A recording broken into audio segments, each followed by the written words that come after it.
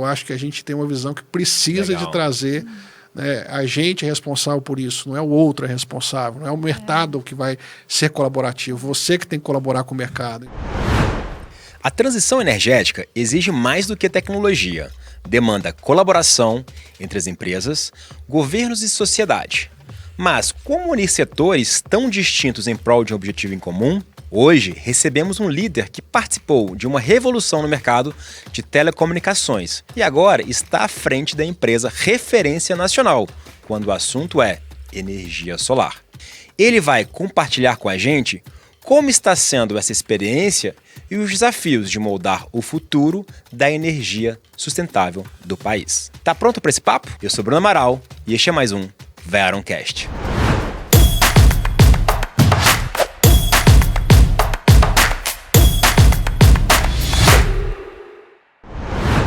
Esta conversa tem o apoio da Veron Institute. Com nossas trilhas de formação, você obtém conhecimentos que vão além da teoria, conectando na prática o que há de mais inovador na indústria da engenharia e construção. O próximo passo da sua carreira te espera na Veron Institute. Seja muito bem-vindo ao Veroncast, o podcast da Veron, que vem falar sobre inovação, melhores práticas em projetos e, sobretudo, como alavancar bons resultados. Eu sou Bruno Amaral e hoje eu estou com a Dominique, minha parceira de Veron Partners. Tudo bem, Domi? Como é que você está? Tudo certo, Bruno. Muito animada para esse primeiro Veroncast com vocês. Muito obrigada pelo convite. Que bacana, Domi. Domi, ela é a diretora da Unidade de Negócios de Energia. Então, um prazer estar com você. Nossa primeira interação em conjunto, né, Domi? Então, bacana. A Domi, né, pessoal, ela tem uma carreira de impacto na indústria da construção, liderou uma transformação digital em uma grande multinacional brasileira e hoje, né, está como diretora na área de energia. E para falar de energia, temos aqui nosso convidado, né, Yuri. Yuri, muito obrigado por aceitar o nosso convite. Prazer estar aqui com você. Yuri Mendonça, pessoal, ele é o líder, né, com mais de 20 anos de experiência em transformação nos mercados. Teve uma atuação muito forte no mercado de telecom e todo esse crescimento do mercado de telecom. E hoje, né, atuando como CEO da CEMIG SIM, vai atuar sem dúvida também nesse crescimento no mercado de geração distribuída. No preâmbulo do nosso bate-papo, estava muito legal, muita coisa sendo compartilhada. Então, Yuri, seja muito bem-vindo. Obrigado pela presença aqui no nosso Veroncast. Obrigado, Bruno. Obrigado, Dom, pela oportunidade. Né? Espero que possa contribuir um pouco aqui com as discussões no setor de energia. E o legal, pessoal, que o convite do Yuri saiu no Veroncast. Então, assim, o Davi ali fazendo um convite por aqui para o Yuri. Yuri, muito bom, meu amigo. Yuri, acho que é legal, né, esse nosso bate-papo inicial, né? Eu explorei um pouquinho da tua trajetória na indústria de telecom. Você poder contar um pouquinho pra gente, né, a sua trajetória, né, de quem é o Yuri. E hoje você, como, né, CEO da CEMIG SIM, sem dúvida você teve muita aprendizado na sua trajetória para chegar onde você está. Você poder compartilhar pra gente um pouquinho, né, da sua trajetória? Tá bom. Eu participei do mercado de telecom, né, desde a abertura do mercado aí em 97, quando teve a abertura do mercado competitivo, né, onde saiu das concessões e foi para uma abertura de mercado total. E desde essa jornada de telecom eu passei por vários setores. Né? Desde minha origem ela foi técnica, então eu comecei, né, na parte de TI. Depois de TI a gente fui caminhando no processo. Quem normalmente tinha conhecimento de informática na época, não era nem tecnologia da informação, né? Fazia a transição para a parte de implantação de banda larga na ocasião, né? Que a banda larga na época era 28K, né, 12K, é um negócio, né? E aí a gente acabei fazendo o processo depois de implantação fui para operação, de operação na época depois eu fui para helpdesk, não chamava nem contact center, nem visão omnichannel, né?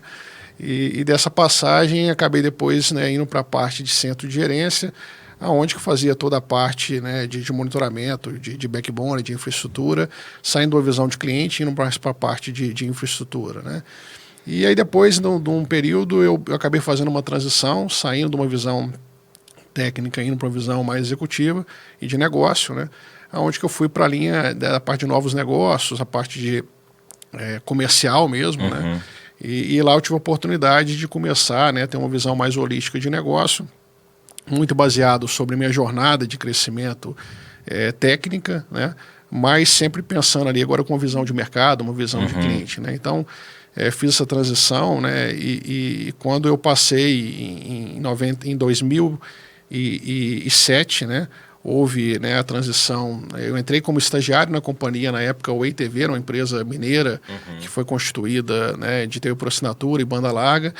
Eu entrei como estagiário e saí, na ocasião, foi com a aquisição da consolidação da Oi, comprando a empresa, e eu fui convidado para fazer a transição como sendo ali o ponto focal e o head da operação, numa visão já de liderança, já pensando na visão, né, de todas as áreas, né? Então, eu saí de uma visão comercial e aí acabei assumindo a direção da unidade de negócio para suportar, né, na ocasião, era o lançamento, né, da Oi TV, né, em âmbito Brasil, onde que tinha, né, como uma das questões estratégicas do grupo, era fazer a aquisição de um grupo que já tinha conhecimento do mercado para fazer a questão de transição, né, de conhecimento e uma evolução de crescimento, né, em escala, né. Então, fiquei lá de 2007 a 2010, quando eu passei sempre passei por visões de startup, então eu acho que isso acaba naturalmente, né, trazendo um quê de inovação, de fazer diferente, de ser mais uma opção no mercado. Então, eu acho que esse DNA e essa jornada me ajudou bastante a trazer isso na essência, né,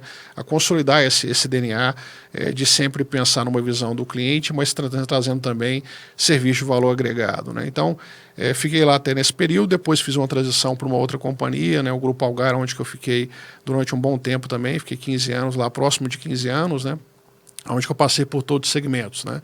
Também fui numa vertente fazer expansão de mercado, né, uma empresa que era concessão, que atuava, né, no estado de Minas Gerais. Existia também outras atuações também, né, na área de concessão, que era adjacente também a Minas, mas tinha uma intenção muito forte de fazer expansão em âmbito Brasil. Então eu entrei com o desafio de fazer expansão, né, do varejo na ocasião, e por lá eu passei entre varejo, né, depois fiz a transição para micro e pequena empresa, né, que é o segmento, né, de médias e pequenas empresas, e por fim, né, acabei consolidando no final, fazendo a transição para o B2B, né, que era o setor corporativo, onde que tinha a maior representatividade de receita da companhia, muito numa visão também, né, de fortalecer e levar soluções, né, para os clientes, e aí não só mais telecom, mas também TIC e outras soluções que pudessem agregar na jornada de transformação digital, que hoje é tão falado, né, e é tão necessário, né, para a linha de não só gerar eficiência para as companhias, mas também de levar valor agregado para o cliente. Então, de forma bem curta, né, assim, foi uma jornada de 25 anos aí em telecom, e aonde que eu passei aí por todos os segmentos, né, e várias as áreas. Eu acho que o importante nessa consolidação aí de jornada foi ter uma visão holística de negócio. Sim, né? sim. Eu acho que quando você tem uma passagem, tem a oportunidade de fazer uma transição, de pegar vários desafios ao longo do caminho, né? Diferentes perspectivas, isso, ele te fortalece para estar preparado, né, para ser um profissional, né, com mais valor para o mercado e, obviamente, levar mais soluções para o mercado. Então, e aí eu acabei recebendo, né, nessa incursão, para fazer a transição. Aí você perguntou sobre a questão, hoje eu estou desde o dia 2023, né, como CEO aí da Semigsim, desde o há um ano e meio, mais ou menos, que eu estou nessa jornada, né? E muito feliz de ter feito essa transição, porque eu acho que tudo que a gente passou em telecom, né, com abertura de mercado, é um paralelo muito forte com a energia. Né? Então, acabei, né, indo por essa... sendo escolhido também por essa necessidade de ter abertura de mercado e como é que poderíamos aí, né, fazer essa transição de um mercado competitivo gerando valor para o mercado. E aí, no nosso preâmbulo, né, a gente estava falando de olhar para o cliente, entender o que é valor para ele e ter produtos disponíveis, né, na esteira de produto. E acho que é legal se a gente olha para essa trajetória na área de telecom, aí eu revelo a vaidade aqui, talvez minha barba branca, eu tive esse feedback semana passada, não, tem experiência, tá com a barba branca, acho que é talvez um pouquinho de experiência, né? E a gente vivenciou isso, né, Yuri? A gente vivenciou que quando a gente tinha no mercado lá atrás, um mercado bem fechado, era o único tipo de serviço, né? A indústria de telecom ela conseguiu ir agregando produtos, né, para o cliente, e isso consegue trazer valor, consequentemente consegue trazer crescimento. E aí, olhando para a Semigsim, que faz parte, né, do Grupo CEMIG, eu queria que você pudesse explicar, né, o que é a CEMIG Sim, né, para a nossa audiência, e qual que é a sua correlação com a CEMIG, né? Então, acho que seria o primeiro ponto de onde você está hoje. Eu acho que primeiro é importante dizer um pouco do grupo, né? O grupo CEMIG, ele tem mais de 70 anos de existência, né? Ele passou por todas as evoluções que teve no setor elétrico, então é natural, né, no aspecto de ter várias matrizes energéticas, o grupo que sempre teve na sua vanguarda, né, o pioneirismo, né, participar, né, dessa questão de todos os modelos de transição energética. Então, obviamente, tem um grande parque de hidrelétricas, né, tem alguns parques também de eólica, e não faria nenhuma diferença, seria natural um caminho também de participar do mercado de geração distribuída, né, onde que a CEMIG Sim hoje ela tem, né, ela é subsidiária integral da Hold, onde que tem uma operação de unidade de negócio segregada, né, para ofertar o produto de geração distribuída, que é muito se falado no mercado, a questão de energia por assinatura, né? Uhum. Então, o que normalmente é isso, né? Hoje o mercado solar hoje, ele tem uma representatividade alta, a gente vai falar um pouquinho mais sobre isso, né? Mas ele tem basicamente duas formas de você atuar na questão de energia solar, né? A questão de micro GD, que é o mais tradicional rooftop, que fica em cima do telhado, né, das casas, das empresas, né, onde que você faz a autoprodução de energia e você tem, né, 100% da compensação da tarifa daquilo que foi de geração excedente, né? E no caso existe uma outra vertente, que é a mini GD, onde que a gente participa do mercado, né? E acho que é importante dizer também que na parte de rooftop, né, todo o investimento ele é feito pelo cliente, né? Então existe um investimento e obviamente tem um retorno desse investimento sobre o benefício que tem da tarifa, né? Quando a gente vai para a linha de mini GD, são fazendas solares, né? Onde que você disponibiliza, né, a CEMIG Sim, no caso, faz um investimento dessas usinas, né?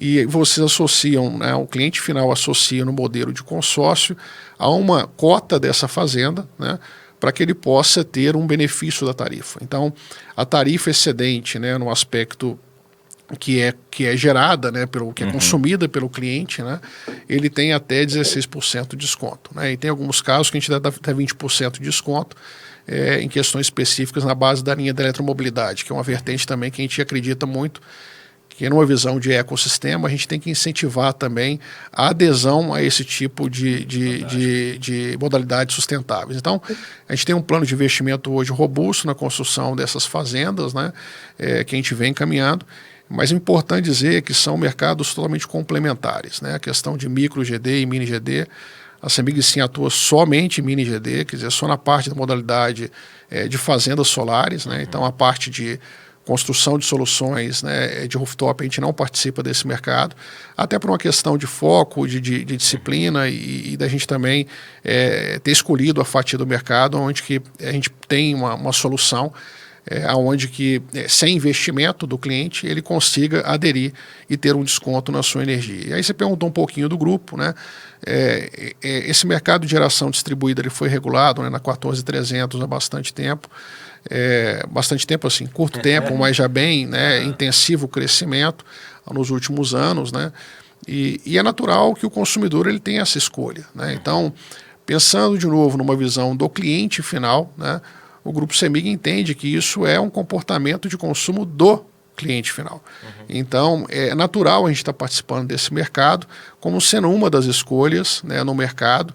Existem várias outras que participam também da mesma modalidade, né? Então, a gente está nessa linha agora de fortalecer e consolidar, né, a nossa atuação no aspecto de geração distribuída e levando, né, essa oportunidade de redução da conta de energia do cliente final em baixa tensão. É importante dizer que a CEMIG Sim ela atua somente em baixa tensão, né?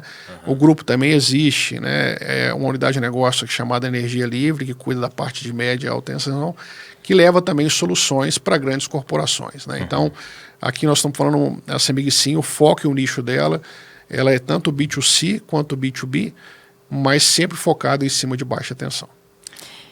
Yuri, acho fantástico você dividir, né, o modelo de negócio e como vocês hoje estão maduros no mercado, principalmente no estado de Minas Gerais, porque traz a possibilidade para que tanto o CPF, o mini empreendedores queiram ter acesso, né, a esse tipo de energia renovável e trazer essa agregação de valor, né, às vezes para o seu propósito, ali para o seu dia a dia. Então, a gente fala muito sobre essa transição energética, o quanto a gente consegue contribuir e a gente cobra muito das empresas, né, mas o quanto às vezes, de forma pequena, a gente começa a trazer essa agregação de valor para o nosso dia a dia. Então, muito bom ouvir aí a sua explicação sobre o negócio da CEMIG Sim e a sua visão do mercado. E é legal, né, Dom? É que o ponto que a gente estava colocando mais cedo, assim, nossa audiência e nosso mercado, né? O foco no cliente, né? A gente está falando lá atrás. Se eu não tenho esse foco no cliente, de entender essa mudança de mercado, teve uma abertura de mercado, e aí ou eu faço parte do business ou eu estou fora do mercado, mas até no nosso episódio que a gente teve com o Dr. Gerdau estar com a barriga no balcão. E isso proporciona eu criar novos produtos. Né? Então, acho que você teve na sua trajetória na indústria de telecom essa experiência, esse dia a dia com o cliente. E é que eu quero aproveitar, tá? Ou seja, o que da tua jornada enquanto indústria de telecom, que você trouxe agora, de estar no contato com o cliente, de talvez lá atrás nem falávamos de CX, né, de Customer Experience, de entregar valor para o cliente, o que isso te aportou hoje, né, em quem é o Yuri, e os desafios que a CEMIG Sim para o futuro, ou seja, o quanto que você, na experiência prévia que você teve, te preparou para estar onde hoje, que talvez tenha um nível de capilaridade de mercado parecido com o que antes tinha a indústria de telecom, e você tem agora um objetivo de gerar valor para o Brasil, né, com a GD. Eu acho que o mercado, nós estamos em fases, né? O mercado de geração distribuída, ele ainda é uma solução de commodity. O setor elétrico é muito comoditizado ainda, né? Eu acho que a gente tem um grande desafio aí, o setor de telecom e outros setores afins, como instituições financeiras e tal. Eu acho que sempre são mercados mais maduros, né? Quando eu falo, por exemplo, o telecom, quase 80% dos lares já têm, né, os serviços de telecom, certa parte de mobilidade, que é praticamente um e-mail celular por indivíduo, então é muito usado, né? Então, assim, o que eu percebo, né? Eu acho que a gente tem como desafio do setor, até no dado presente, né, como é que a gente consegue gerar mais valor para o cliente, né? Então, a gente tem atuado em algumas questões para tentar levar valor agregado. Então, vou falar uma campanha que está no ar, que ela entrou agora, né, acionamos novamente aqui, fizemos uma campanha com o Cruzeiro, onde o nosso desafio com o time, né, é a redução de custo que traz para o cliente final no varejo possa transformar em sócio torcedor. Quer dizer, aumentar o wallet share do cliente, a carteira do cliente. Então, ele tem hoje uma fatia que ele tem para gastar com uma pizza, né, como se fosse uma analogia com a pizza, que ele tem ali um recurso finito. Como é que a gente poderia alavancar, né, acho que é o grande desafio nosso, gerar essa economia e aplicar isso, né, em serviço que ele consiga agregar valor. Então, e assim tem outros cases que nós estamos fazendo, né? Eu acho que existem soluções que nós estamos fazendo, né, junto com o grupo da outra unidade de negócio, né, que eu falei um pouquinho da Gasmig, que é levar soluções também para eletropostos, onde que tem uma distribuição de GNV que é feita pela companhia. Como é que eu levo uma solução também de energia que gera um valor agregado para o cliente numa visão de bundle, né? Quer dizer, tudo que passou de telecom, de price bundling, serviço de valor adicionado, né? Eu acho que é um caminho natural que a gente vai seguir daqui para frente no setor de energia. A gente sabe que esse mercado é muito volátil, né? Se a gente se posicionar somente por preço, que não é a nossa intenção, o nosso posicionamento da CEMIG Sim, ele é muito focado em cima de diferenciação. Então, a importância de enxergar o cliente no centro é fundamental, né? Para você entender quais são as reais necessidades, né? Nós estamos discutindo agora outras oportunidades que a gente está fazendo também com alguns clientes, né, de alguns pilotos que estão sendo conduzidos, para gerar valor para o cliente, para o produto do cliente, para valer mais, inclusive, na exportação. Quer dizer, como é que a gente consegue agregar mais produto e mais serviço para que a gente saia de uma linha só de ser um provedor de energia, né? Então, é um caminho longo, né? A própria questão da campanha também, a gente fez parceria agora com a BID, onde a gente acredita nas concessionárias do estado de Minas, onde que ao comprar o carro, né, uma das grandes barreiras vou aumentar meu consumo de energia, né? Então, como é que você pensa na jornada do cliente e fala, olha, você comprando o carro com a CEMIG Sim, você tem 20% de desconto na sua conta de energia. Então, eu acho que você começa aí numa linha dele pensar não só no seu produto principal, mas como é que o seu produto pode ser um facilitador, inclusive, de adesões a práticas sustentáveis, né? Então, a gente tem uma campanha agora que ela está rodando com bastante sucesso, muito nessa linha de ser também um vetor na linha do ecossistema, de levar, né, uma solução além do que só vender energia, né? O cliente ele tem que perceber valor nesse negócio. Então, eu acho que esse é o grande desafio que talvez fazendo uma transição aí de telecom, que é um setor mais maduro, não só eu, mas vários colegas que fizeram essa transição também, eu tenho certeza que vai somar com competência e com conhecimento das pessoas também do setor elétrico, né? Que eu venho aprendendo cada dia mais. Eu acho que a gente tem que ter humildade também para estar aberto para o novo. Aqui a gente não existe bala de prata, né? Mas eu acho que a importância, e eu comentei isso um pouco com o meu time, assim, a gente precisa estabelecer rituais que a gente consiga, que tenha esse contato que você disse aí com o mercado, né? Então, uma das formas que a gente fez recentemente, inclusive, foi o relacionamento de reputação com o Reclame Aqui, né? Reclame Aqui é uma instituição que todo mundo conhece, né, imparcial, que mede a qualidade de serviço, e há pouco tempo atrás, né, a nossa carinha era roxa, né? Era ruim a avaliação, né? E todo mundo acha que o cliente que reclama, né, é o cliente detrator. Pelo contrário, é o cliente que nos dá uma segunda chance de conquistar feedback. A confiança. Então, eu acho que o mais legal disso tudo é transformar uma reclamação numa oportunidade. Isso tem muito, né, PDCA que se fala, né, numa visão de revisão de processos, que são dores que a gente não percebe, que, né, as pessoas, ao relatarem isso, nos ajudam, né? E o mais legal desse indicador do Reclame Aqui é que a gente saiu da carinha roxa, fomos para verde agora, estamos aí com uma pontuação relevante, né, no setor, já sendo reconhecida das principais aí em termos de qualidade. E o mais legal do indicador é que 72% voltou a fazer negócio conosco. Que legal. Eu acho que o indicador ele é público, né? Quem entrar na plataforma vai ver. Quer dizer, não é tratar a reclamação. De novo, é tratar a reclamação como uma oportunidade para que isso possa a gente aprender também com o cliente, né? A gente também tem que ter essa conexão com o mercado. Caso contrário, a gente pode estar fazendo criando alguma dor, algum atrito para o cliente e que de forma intuitiva a gente não tenha visto, né? Então, eu acho que manter antenado esse conhecimento do mercado e ter a visão de campo, eu sou muito campo, né? Então, estar em campo, não só com o cliente, mas vendo os empreendimentos, como é que estão e tal, né? Cuidando dos ativos e ter uma visão de dono, né? Que eu acho que onde que eu aprendi na minha última passagem como Grupo Algar, que é uma empresa familiar, é sempre ter uma visão de dono. Né? A gente trata uma empresa que hoje é uma empresa pública e eu sempre trato com o mindset de ser uma empresa de dono. Né? Então, acho que... E o dono não sou eu, é cada um que está na contribuição, cada um na sua área, cada um no seu momento. Se todo mundo tiver a visão de dono, você tem a certeza que o cliente vai ser feliz. A gente fala muito até da Veron, né? Assim, da gente olhar primeiro esse foco no cliente, trazer excelência, e no nosso caso trazer muito foco do que é melhor para o projeto, né? E é a mesma visão, ou seja, trazer o que é melhor para o negócio. E acho que é interessante, né, porque a gente olha essa visão de ecossistema e como que eu consigo olhar isso para o meu cliente e trazer valor para ele no diferente estágio que ele está, né? Eu achei interessante na sua fala, Yuri, um pouco da ambidestria do seu negócio, né? Ao mesmo tempo em que você tem uma oportunidade de que, em relação ao fornecimento da energia, em contrapartida você também está trazendo que a CEMIG sim está olhando um pouco das relações da parceria e da colaboração para gerar a demanda daquele seu cliente, né? Você citou um pouco do caso da BioID, no caso da Gasmig, que se você estivesse às vezes olhando só para a dor do nicho do seu negócio, talvez ele não fosse aparecer. E como é que hoje é para a CEMIG sim? Aí são 2 pontos, né? Primeiro, um pouco na visão de vocês, como é que vocês atrelam a inovação, né, dessa origem de vocês, né, um pouco que inicialmente fala um pouco dessa origem como startup, dessa consolidação como uma inovação, que é o que vocês fizeram ao longo de toda essa trajetória, somado a essas colaborações que hoje vocês estão identificando que vão poder crescer ainda mais o mercado de vocês. Como é que vocês trabalham a inovação e a colaboração na CEMIG Sim? A gente tem alguns programas que, obviamente, assim, na visão de parcerias, né, sempre olhando para a jornada no aspecto comercial, né, é uma coisa que a gente tem bastante atenção para tentar, nessa linha na visão do cliente, como é que a gente consegue agregar mais valor. Existe uma inovação para dentro que eu acho que é um aspecto de escala. Nós estamos jogando um mercado que ele está sendo um crescimento exponencial.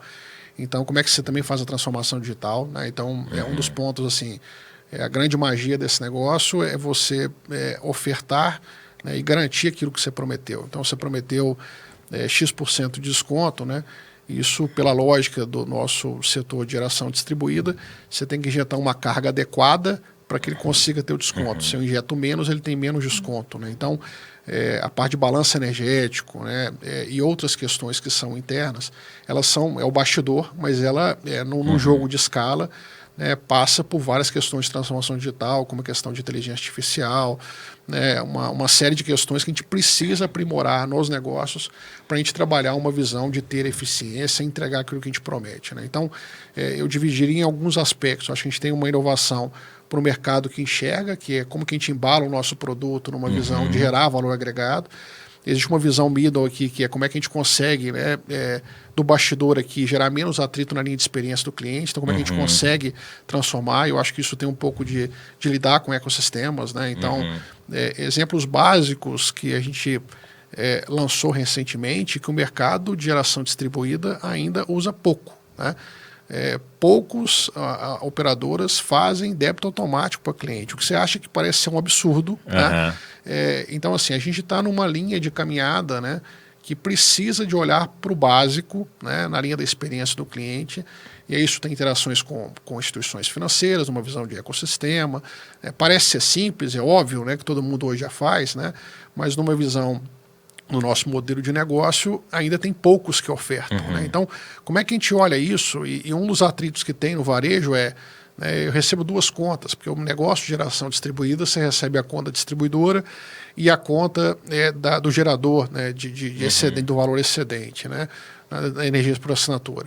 Então, o cliente é confuso, ele não consegue entender duas contas, como é que você simplifica, como é que você consegue tracionar aquilo numa visão mais simples para o cliente, né? Eu acho que a simplicidade alinhada com a inovação, que eu acho que é o grande potencial para que o cliente tenha uma experiência interessante. Então, na parte de ecossistema, assim, o que eu falo, assim, são mercados complementares. Assim, o que eu observo muito é a gente querer... cada empresa quer se posicionar, qual que é a fatia do meu bolo, e a maior tem que ser minha, né? Mas esquecem da visão do cliente no centro. Então, eu acho que o primordial, isso assim, se pode hoje ter a liderança de mercado, mas não é perene se você não olhar para uma visão de ecossistema. Então, acho que essa parte colaborativa, né, essa visão de ter essa via de mão dupla, ela é fundamental para a perenidade dos negócios, né? É o que eu acredito de fato. Então, se tem alguns exemplos aqui, a gente tem feito mais coisas nessa linha, algumas são incipientes ainda, mas são coisas que a gente acredita que são possíveis ser escaláveis para que a gente possa realmente transformar e ajudar, né, a esse setor de energia. Legal, fantástico. Entrando um pouco agora, olhando mais essa parte de transformação energética e o papel, né, de GD no Brasil, eu queria puxar esse tema, como que, na tua visão, né, você falou que o mercado é um mercado incipiente ainda, né, em relação a GD, tem um mercado, inclusive a gente estava conversando, né, acho que é legal falar o que é micro, o que é mini, o papel da CEMIG sim. Como que você enxerga hoje a maturidade do Brasil em relação à geração distribuída e como é que você compara hoje nosso nível de maturidade, eventualmente, com países que são mais bem, né, que estão um nível acima do Brasil? Eu acho que primeiro a gente tem que ter orgulho, né, como matriz energética no país, de ser o país que tem um dos maiores índices percentuais de energia limpa do mundo, né? Quando a gente olha que a gente está quase com 90% de energia limpa no país, obviamente por hidrelétrica, segunda, caixa solar, tem parte eólica, enfim, são mercados complementares, né? Quando você olha a médica no mundo, que está em 15%. Né? Então, quando você vê, inclusive, a corrida de transformação da China, que é um mercado que ele vem crescendo de forma exponencial, né?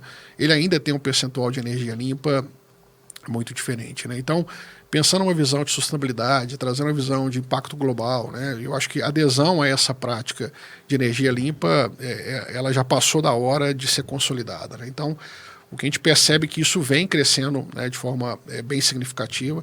O Brasil passou também por essa dimensão, quer dizer, olhando específico o mercado de geração na parte de energia solar, né, Nós saímos de 1 giga em 2017, chegamos em 53 giga agora, quer dizer, como a segunda matriz energética. Então, teve em pouco tempo um crescimento exponencial. Né? Isso é natural que tenha, né, uma adequação do próprio sistema de distribuição, né, como é que suporta esse crescimento. Se perguntar alguns anos atrás para qualquer especialista, né, qual era a expectativa de crescimento que chegava à matriz energética solar, né?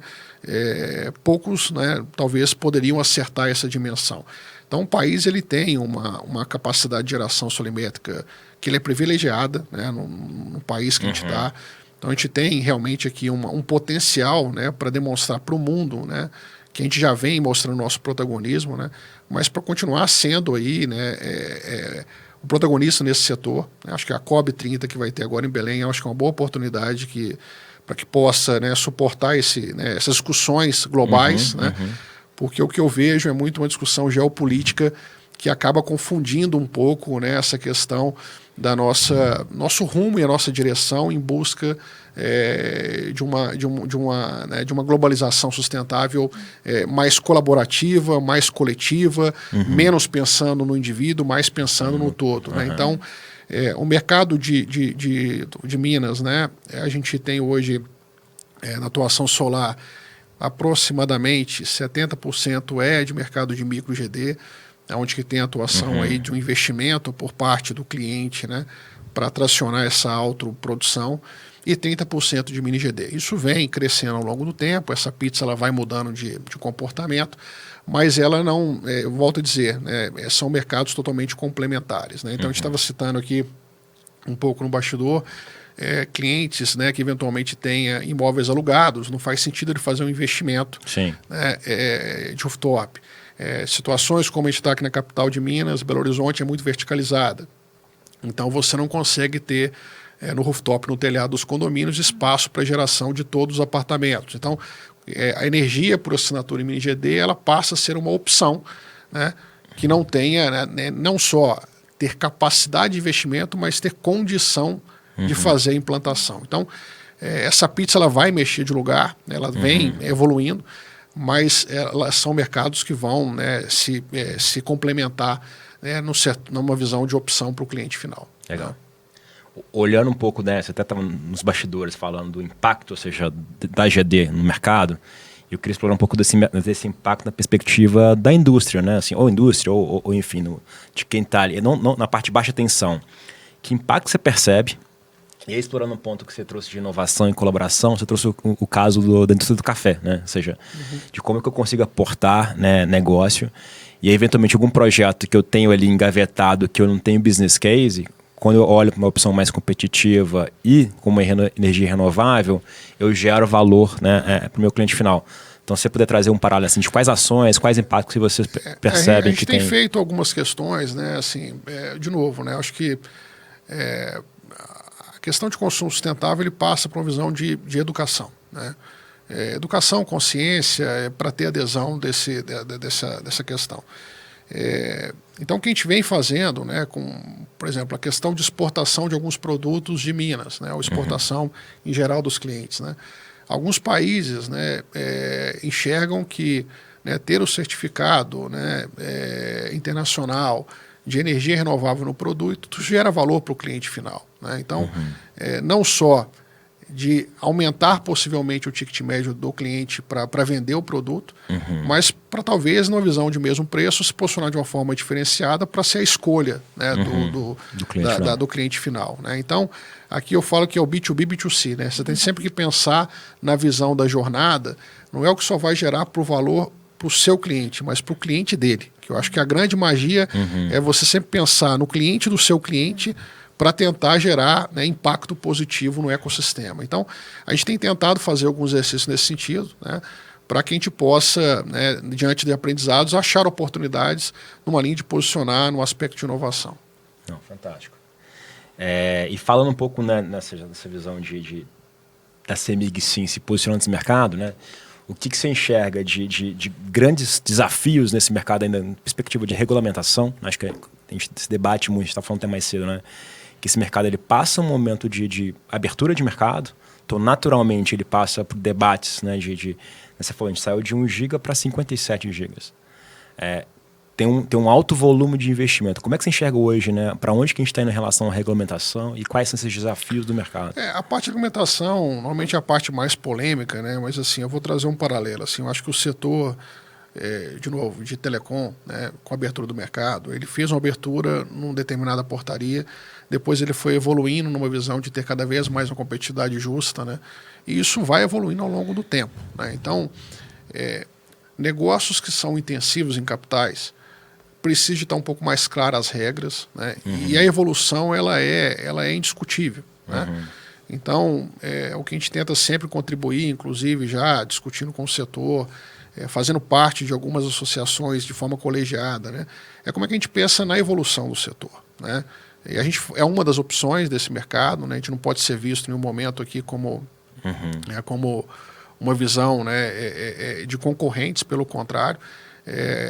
Então, a nossa postura dos últimos anos vem sido de ter uma discussão coletiva do que é melhor para o setor, e a evolução ela é natural. A exemplo disso, né, a gente está discutindo agora uma das tendências que suporta, né, o possível crescimento e eficiência é a questão das usinas híbridas, né, que é a questão de fazer geração solar com baterias, com BESS, né? Então, como é que você consegue, né, numa visão de ter já tecnologia para isso, suportar investimentos para que possa aumentar, né, maximizar o uso do seu ativo, né, ao mesmo tempo buscar alternativas de escoar, né, a energia e a distribuição em períodos que não tenha sobrecarga, porque nós estamos falando que aqui existe o sistema de energia ele é todo, né, conectado no Brasil todo, então tem uma grande responsabilidade de como é que isso pode trazer um alívio, né, num aspecto né, desse convívio do ecossistema de energia, né? Então, existe agora, por exemplo, uma discussão que provavelmente sai agora em maio sobre a evolução da parte de alimentação de BESS, né, de armazenamento, que é uma grande expectativa do setor para que isso possa também ajudar a gerar mais valor para a geração distribuída e levar, né, mais benefícios para o cliente final. Então, eu costumo dizer que isso é um filme, né? A gente tem que, o que eu peço só que a gente seja sempre protagonista no setor, de ser promotores do setor, né? E sempre pensando no cliente final, né? Então, esse é um jogo assim, que ele é contínuo, né? A ANEEL, né, que é o nosso órgão regulamentador, né, ela atua fortemente nesse processo para que possa ser, né, o mais justo possível. Então, o que a gente sempre vem se dispondo como grupo e como empresa é como é que a gente pode também, né, contribuir para o amadurecimento, né, da regulamentação. Porque, volto a dizer, né, dado todo o crescimento e todo o comportamento, essas coisas são cíclicas e elas precisam ser revistas, né?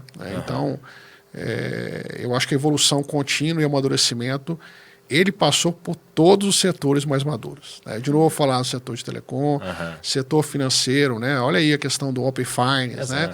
Então, assim, são questões que vai amadurecendo e o próprio mercado, né, e a necessidade do cliente vai ditando, né, um pouco esse tom da evolução da argumentação, né? Então, o que eu sempre tenho tentado, de fato, participar é uma visão contributiva, né?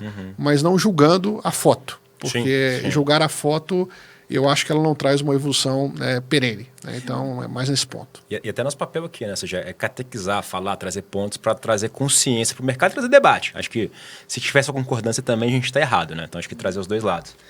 Você ia trazer um ponto, Domi? É o ponto do que o Yuri compartilhou, né? O quanto é um setor muito sensível. Qualquer lado, qualquer ponteiro que mexa um pouquinho tem um impacto muito grande no investimento. Mas a importância de vocês estarem na vanguarda, né? Então, a gente falou um pouco de inovação, Yuri. E como é que vocês se... Dentro desse setor, falando um pouquinho de vanguarda, dessa visão para frente, como é que vocês hoje trabalham dentro da CEMIG, sim, com essa visão de futuro, principalmente no quesito hoje que acho que temos discutido muito sobre a transição energética, a importância da sustentabilidade? Então, eu acho que na parte de inovação, a gente tem alguns programas que a gente trabalha no grupo, né, que é aberto ao mercado. A gente tem investimentos, inclusive este ano a gente está fazendo investimento em algumas startups voltadas para a parte de transição energética e para a cadeia do ecossistema como um todo, né? tentando trazer soluções para alguns desafios que a gente tem para agregar uma visão de evolução do setor, né? Então isso é foco permanente nosso, a parte de investimento, até inclusive este ano em algumas startups, né? A CEMIG Sim, hoje nós estamos atuando aí em 3 iniciativas, né? Com investimento nessa linha de resolver algumas dores que são importantes na questão até de escala, numa visão, né, de levar mais opções, né? Então tem essa visão de programas específicos, né? Por outro lado, existem tendências que o mercado como todo passo de transação, não transição energética, mas transformação digital, que ela é necessária, né? A gente tem muito ainda tem pouca inteligência artificial aplicada no negócio, né? Como é que a gente consegue transformar isso para tracionar eficiência e mais facilidade para o cliente, né? Tem a parte de armazenamento que a gente comentou, como é que a gente consegue trazer essa evolução, né?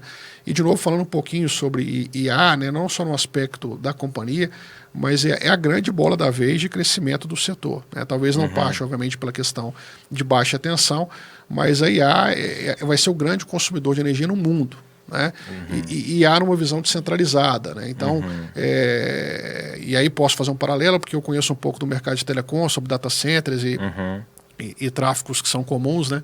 Mas no aspecto específico de IA, obviamente vai ser uma descentralização para a questão de latência. Então, como é que você consegue também, né, e vai ser o grande consumidor de mineração de dados para ter velocidade. Então, como é que o grupo também se posiciona nessa visão, nesse preâmbulo entre IA, data center e energia? Como é que isso pode contribuir numa visão de grupo, né? Isso não tem a ver com a CEMIG Sim, obviamente, mas são situações que são tendências mundiais. Os negócios estão entrelaçados. Quando você pega, por exemplo, a parte de veículo elétrico, né? Então a gente sabe que a gente tem ainda no Brasil uma participação muito grande com relação a outros tipos de combustível que vai ter a sua representatividade e tal, mas você começa a ver, né? É um jogo de escala. Até pouco tempo atrás, né?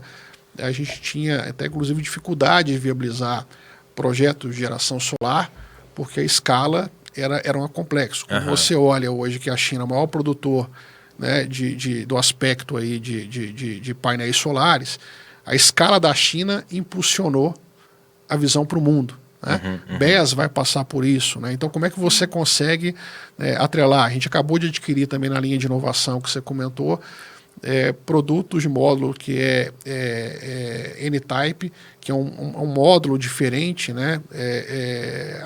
A fabricação da célula do painel ele é diferente, onde que gera uma geração maior do que a que não tem, né? Então, como é que a gente acompanha essa volatilidade tecnológica?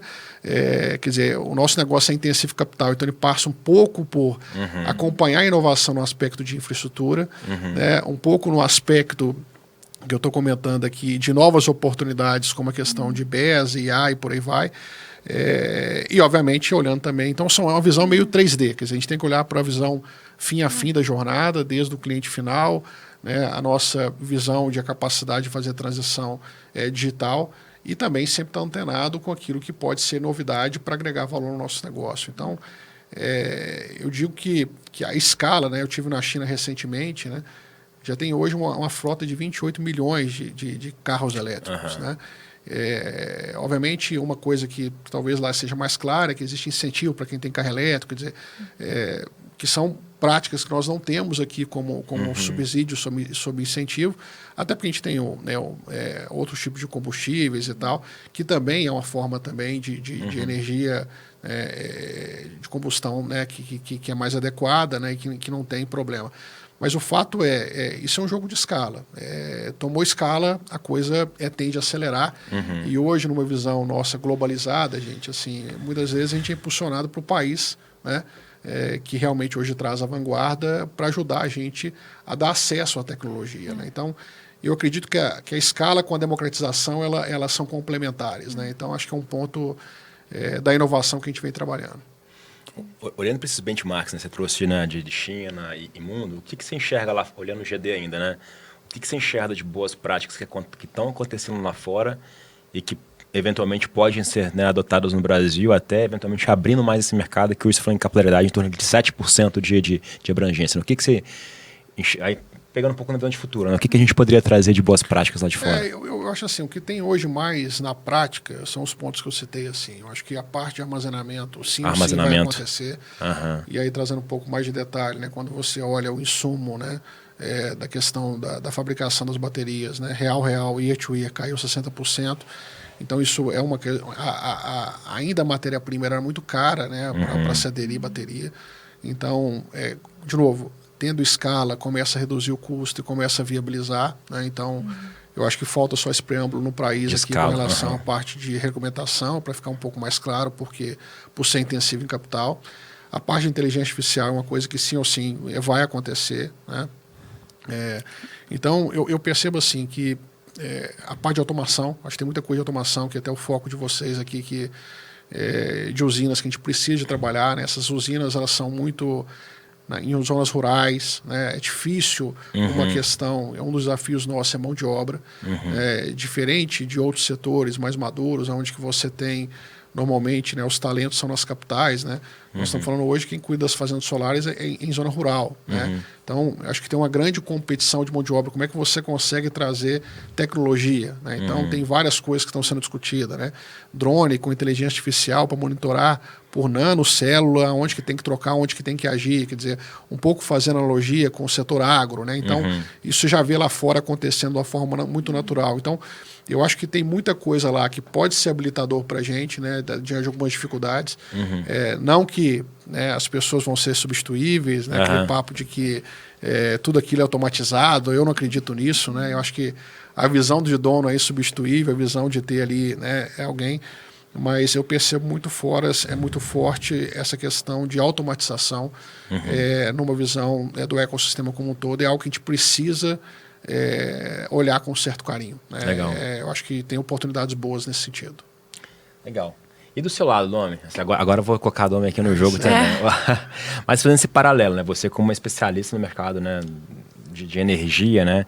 Olhando para esse ponto de transição energética, olhando para a perspectiva também de digitalização, como é que você enxerga essa maturidade? Quais são as oportunidades aí na implantação de projetos que você enxerga hoje no nosso mercado?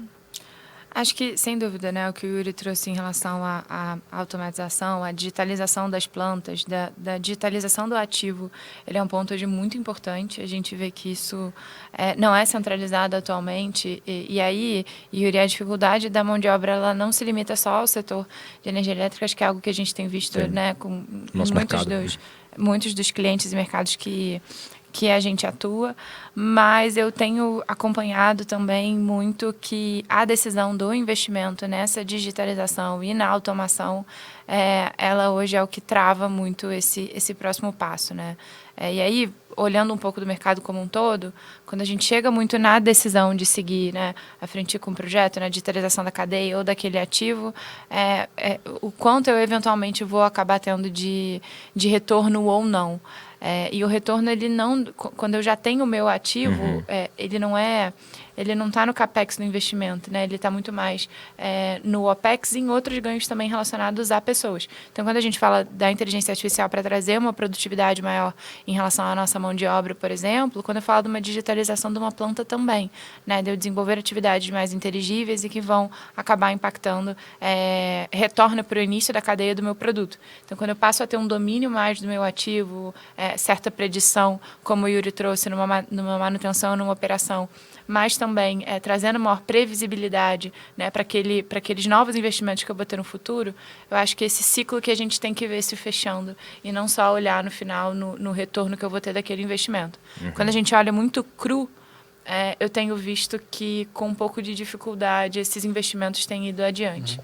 Eu invisto numa digitalização de uma planta minha que eu já tenho dentro, eu invisto na digitalização daquele ativo para uma operação remota, ou eu aguardo ter um ciclo do projeto inteiro desde a minha viabilidade para prever aquele investimento. Então, a gente acaba entrando muito nesse o que vem primeiro e muitas vezes eu vejo que saímos muito pouco do lugar. Eu acho que tem uma questão, eu concordo contigo e sou otimista no seguinte aspecto, né? Eu acho que quando você olha para a visão, né, de P&D, né, a gente tem uma cultura latina que ela não é muito forte no aspecto de inovação, desenvolvimento e tal. Até para uma questão de sobrevivência, competição, uma série de questões, sobra um pouco budget para fazer esse movimento, né? Por outro lado, quando a gente olha a visão das startups, que eu acho que tomou corpo, né, o Brasil vem sendo, né, pioneiro, né, em muitas iniciativas que estão se tornando escaláveis, né, não só aqui, mas fora. A gente tem formas de apostar, né, com níveis de investimento talvez um pouco mais baixos, mas para a gente participar desse ecossistema. Acho que um pouco do que a gente tenta fazer é, se a gente não consegue dar, ser um centro de pesquisa e desenvolvimento, como é que a gente associa empresas e ecossistemas que trabalham nessa casa, tem várias, né? O famoso cubo do Itaú, quer dizer, lá trabalha setores de energia, setores de telecom, quer dizer, como é que a gente participa desse ecossistema, de novo, volta a palavra ecossistema, nem que seja numa visão de coparticipação, para você estar antenado em oportunidades, né? E aí, de novo, eu acho que ainda a cultura latina tem muito uma visão vitimista, né? Uma visão assim, eu não consigo, é difícil, é muito complicado, mas eu pergunto o que você está fazendo na prática, né? Então, eu acho que eu concordo totalmente com a sua posição e eu acho que o que a gente precisa é cada vez mais, né, exercitar essa questão de protagonismo, nem que seja numa coparticipação, porque eu acho que é ali que a gente vai transformar, e aí não tem dúvida, voltando à palavra, é que assim, fazendo como ecossistema é barato e mais rápido. Se a gente quiser fazer sozinho, vai ser mais caro, mais lento e vai ser ultrapassado. Eu cheguei na feira, né, lá na China, eu falei, poderia existir isso, que seria bem legal. Eu cheguei lá e já estava operando. Então, assim, talvez assim, a roda já está inventada. Né? Então, essa questão, por exemplo, que eu comentei, de poder ter um drone para monitoramento, né? Já estava rodando, né, com questão de calor, zona de calor, igualzinho ao agronegócio, que é o nosso forte aqui no Brasil. Né? Então, como é que a gente consegue olhar para o lado em mercados que talvez, né, não tem nada a ver, mas que tem tecnologias que possam fazer a transição e ajudar. Né? Então, eu acho que ter um pouco disso, porque eu falei assim, não, mas a solução está pronta para o Brasil? Não, mas não é autorizado, tem que ser autorizado na ANAG. Então, assim, você começa a entrar em complexidades que talvez se você fazer uma transição de conhecimento de tecnologia, de mercados adjacentes, ou que não tenha nada a ver, ela possa contribuir para desafios. Então, é impressionante quando você começa a fazer essas visitas fora, o quanto que você fala, pô, eu não sei nada. Né? Então, eu acho que o mercado ele é colaborativo e eu acho que se a gente tiver essa posição, né, protagonista, eu acho que ela ajuda para a gente ganhar aceleração de inovação. E a gente cria, muito do que você falou, as próprias barreiras, né? Teve uma fala sua um pouco sobre essa colaboração no que eu estou vendo no mercado.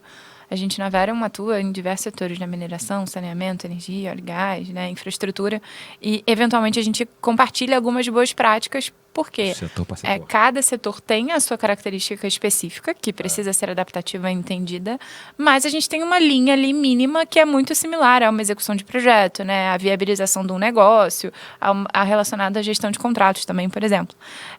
E quando a gente vai, às vezes, fazer esse intercâmbio de boas práticas de um mercado para o outro, a gente, às vezes, acaba encontrando um pouco isso da barreira. Então, acho que naturalmente a gente ter dentro de energia com energia, de mineração com mineração, infraestrutura, mas até os exemplos que você trouxe, né, citando o fato da Gasmig com a Cemig Sim e outras empresas que também estejam na cadeia, como por exemplo falando de infraestrutura, a gente precisa ter essa troca e olhar o negócio como um todo, né, e não só a minha parte. Eu faço a geração, eu faço a distribuição, eu cuido aqui da parte de infraestrutura, porque o negócio é a gente ter a energia na ponta, né? Enfim, está atendendo o consumo da matriz energética do Brasil inteiro. Concordo.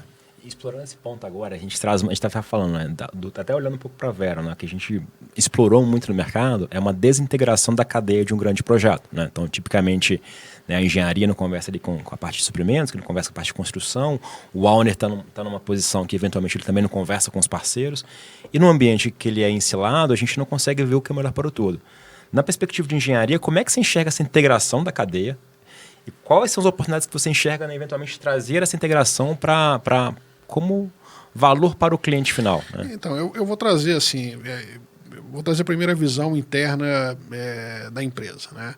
Um dos grandes desafios, né, que a gente vem transitando e ocorrendo, né, a gente tem cada vez mais uma visão de negócio, não uma visão diária. Né? O que eu acho que a grande barreira que nós temos aqui, antes de chegar o intercâmbio entre empresas, né, dentro da própria empresa de silos. Sim, então, sim, isso é normal. Se você não tem uma cultura, né, de atuar numa visão de negócio, né, você já tem a primeira resistência de se relacionar com o coleguinha, né, com o mercado. Então, eu acho que a primeira coisa ela passa de uma visão de evolução cultural interna.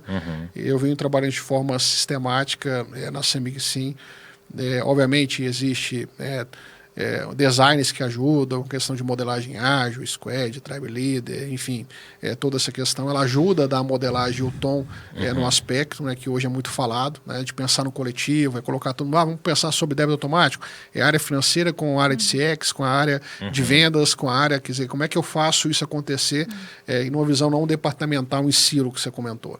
Então, acho que a primeira coisa que a gente precisa, né, é fazer o nosso bem feito. O que eu sinto é que se a gente não estiver convencido que isso funciona, casa, né? A gente não tem cultura suficiente para enfrentar essa perspectiva promissora de gerar intercâmbio entre empresas. Né? Então, isso vem evoluindo de forma substancial na CEMIG, sim, mas é uma batalha, isso aqui é uma questão cultural, cultura é jornada, cultura não é chegou e está pronto, porque ela pode ser também ter uma visão, né, de involução ao longo do período, para depois chegar nesse modelo de falar como é que eu participo, né, numa visão com o mercado. E aí eu acho que tem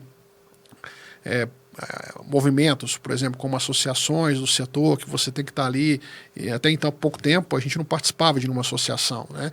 Então, se você quer lidar com o mercado, você tem que acenar para o mercado uma visão colaborativa. Então, você tem plataformas, né? Essa parte de inovação, como é que você adere também. Então, eu diria que o maior desafio, sem nenhum, está interno. Porque se você não tiver esse mindset, porque isso é o que transforma a liderança. E a liderança, numa visão de Walk the Talk, é ela que faz, de fato, o movimento de enxergar, falar, olha, é possível e vamos lá, né, fazer um movimento de intercâmbio aqui do setor para a coisa acontecer. Né? Você falou um pouquinho de infraestrutura, né? Nós temos um grande cliente de saneamento que é a Copasa, onde que todas a parte de bombas são em baixa tensão, onde a gente entrou com uma grande solução para ele de eficiência energética e agregou muito valor no negócio dele. Quer dizer, são empresas co-irmãs, né, do Estado, né, que a gente, numa visão de intercâmbio, como é que eu consigo agregar valor no seu produto. Né? Então você tem que estar preparado, né, numa visão, primeiro, se entender para depois se relacionar.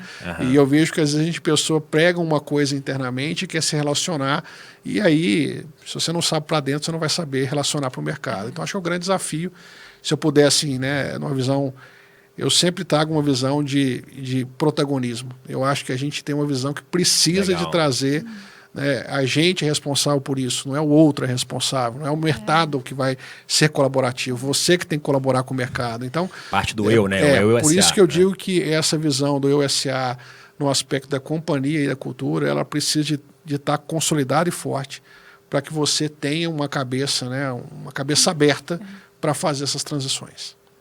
E me lembrou muito a forma como a gente se posiciona em muitos dos nossos clientes, né? Uma das nossas soluções é justamente de se corresponsabilizar, né, ali pelo resultado, justamente porque, né, dentro da Verum, como uma consultoria, a gente, na verdade, está ali não só orientando e acompanhando, mas, inclusive, eu quero compartilhar com você, né, desse resultado, dessa execução do projeto, para mostrar que a gente realmente também veste a camisa do dono do outro lado, né?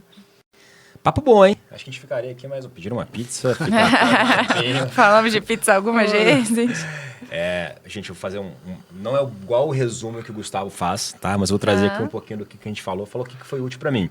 E já para não deixar vocês, né, talvez de calça curta, né? Queria depois trazer o que foi útil para vocês, né? Tanto para Dominic quanto para você, Yuri. Em relação ao nosso podcast, ou seja, o que vocês ficam como lição. Então eu anotei aqui, né? Não é um chat GPT do Gustavo, mas a gente começou falando, né, com o Yuri Mendonça, né, CEO da CEMIG Sim. Falamos, né, sobre a sua trajetória, e aí acho que é legal reforçar você começando na área técnica. E aí, pessoal, sem ansiedade, sempre passo a passo, né? Essa experiência ela é necessária, né, Yuri? Yuri começou na área técnica, passou pela área de informática, acho que é legal trazer, né, dos nossos, talvez, cabelos brancos aqui. Passou na área de novos negócios, participou da expansão do mercado, né, da indústria de telecom, e isso trouxe base para você estar hoje na cadeira de CEO da CEMIG Sim. A gente falou o que é a CEMIG Sim, né? Então, a empresa do grupo CEMIG fazendo parte dessa transição energética e levando, né, geração distribuída para as pontas. A gente falou um pouquinho do que é GD, a diferença entre microgeração e mini geração. Então, a microgeração, né, que está ali no rooftop, né, nas casas, a mini geração, que são as fazendas solares, na qual a CEMIG tem ali investimento. Falando da CEMIG Sim, sendo esse, né, essa distribuição em baixa tensão, atuando tanto no mercado B2B quanto no mercado B2C.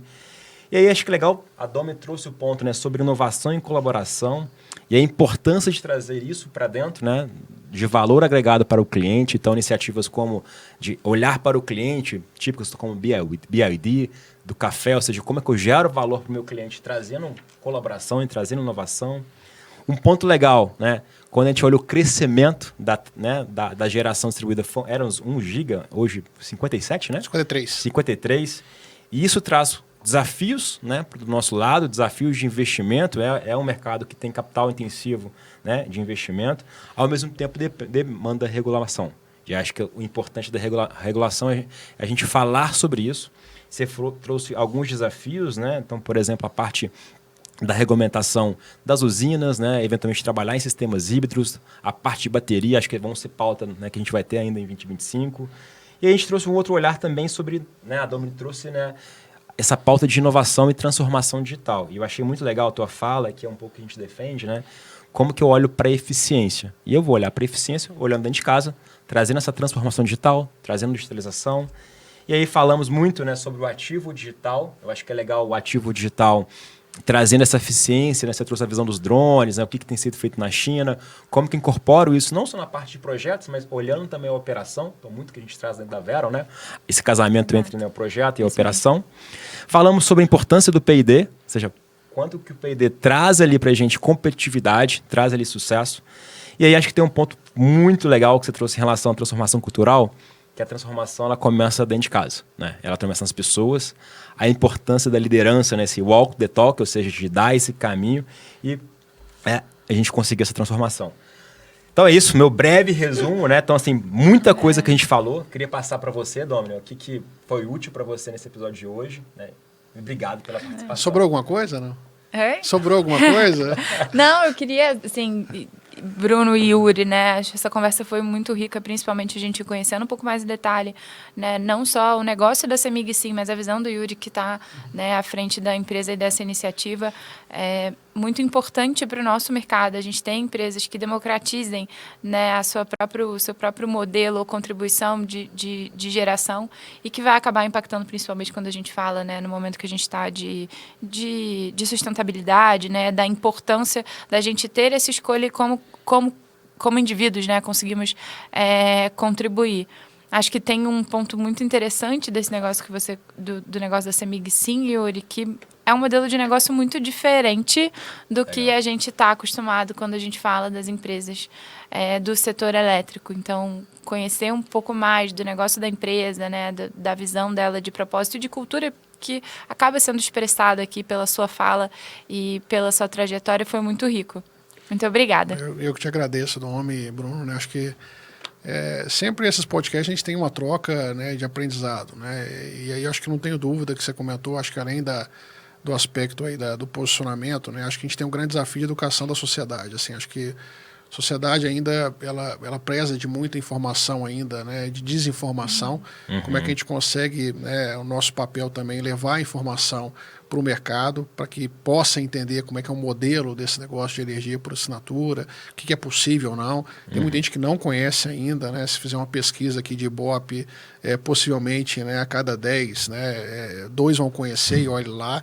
Então a gente tem um papel muito forte também, né, de se unir como setor para que a gente possa impulsionar, né, esse aspecto, né? E eu acho que a Vero aqui ela é uma plataforma que você comentou, né, muito voltada para a parte de inovação, tecnologia, né, melhores práticas e ecossistema, né? Acho que tem muito a ver, né, o que talvez que fica de aprendizado também, esse DNA parecido. Agradecer ao Davi pelo convite, né, a Vero, para que a gente possa também, quem sabe, contribuir no cliente de vocês, né? Eu acho que se a gente puder também nesse projeto de se conhecer um pouco mais, como é que a gente faz também para gerar valor para o cliente de vocês, né? Então, costumo dizer que sempre essas rodas de conversa é para a gente tentar se conhecer um pouco mais e tentar transformar o conhecimento, né, em questões práticas, né?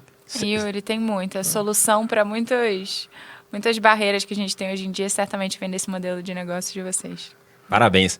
E aí, pessoal, para você, o que foi útil nesse episódio? Deixe aí nos comentários, siga a gente nos nossos canais. Um prazer, Yuri. Eu que agradeço, né, a participação aqui você. Dominique também, legal. Nosso primeiro de muitos, hein, Domi? Acho que foi o primeiro, vamos fazer mais vezes. E por que não? Temos um negócio na mesa, né, Yuri? Então, meu muito obrigado aí para você. Palavras finais para vocês dois também. Deixo aqui nosso agradecimento. agradecer, né, o Yuri e ao Bruno por essa manhã, foi muito rica, não só o que ficou aqui gravado nas câmeras, mas também a nossa conversa anterior, né, então fico muito feliz de estar aqui com vocês falando sobre um tema tão importante e que a Verum tem conseguido contribuir nos últimos anos e seguimos firme e forte para os desafios aí de 2025. Parabéns pelo trabalho, agradeço mais uma vez aí pela oportunidade, né, e aqueles que ficaram com curiosidade, né, quer conhecer um pouquinho mais, né, www.cemigsim.com.br, lá tem todas as informações, né, a adesão ela é digital, simples e rápida, então nada melhor do que também, né, ao conhecer um pouco do conteúdo, também fazer parte dessa jornada e aderir conosco aí nesse desafio de estabilidade global. Mas muito obrigado ao Bruno e à Domi pela oportunidade mais uma vez. Obrigado, pessoal. Nos vemos no próximo. Um abraço. Este episódio contou com o apoio da Verum Institute. Quer ficar atualizado com os conceitos e práticas que estão revolucionando a indústria da construção? Conheça a nossa trilha de formação AWP. Estude com profissionais que são referências no setor e conquiste um certificado reconhecido internacionalmente. Acesse www.veruminstitute.com.br e garanta seu passaporte para essa jornada de conhecimento rumo ao sucesso profissional. O Verumcast é uma produção da Verum Partners e da Verum Institute.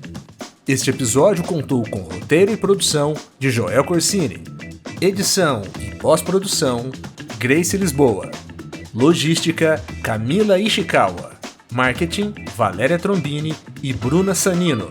A Verum Partners e a Verum Institute estão no LinkedIn, YouTube, Instagram, Facebook, Spotify e nos principais agregadores de áudio. É só nos procurar e seguir a gente por lá. Até o próximo episódio.